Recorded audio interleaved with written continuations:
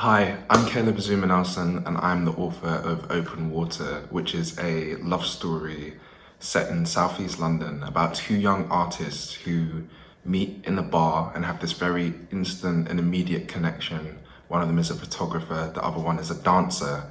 And across the course of the novel, they find that this love, this new love that they're falling into, tested by distance and circumstance and time and the sort of external circumstances that occur when you live in an inner city. The important places of my book, Southeast London, which is where I'm from, is a big part to play in this novel. It's a third character in itself. It's a place where, for me, it's always been a real place of intrigue because it has such a big diasporic population, people who have come from one place to another to make a home, but also have formed this really beautiful community, and I wanted to showcase that with this novel.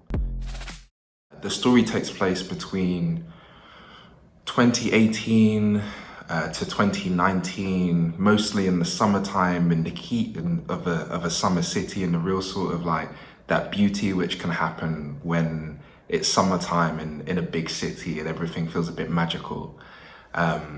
But for me also, this was such a pivotal time in my life in terms of the art that I was consuming, the things that I was seeing and doing. It felt like a very special time for art and for Black artists specifically.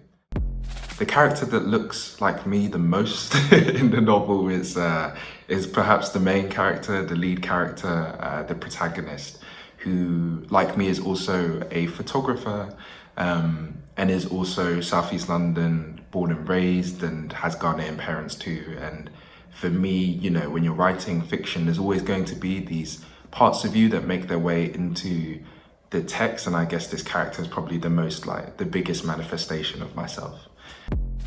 The inspirations for writing this novel, I think that when I sat down to write Open Water, I really wanted to ask myself, what could a novel be? And for me, I was really intrigued with this idea of love as a site for freedom, and what happens when you love someone romantically, platonically, your family, and how you can afford yourselves these small worlds, these little spaces of freedom for you to just flourish.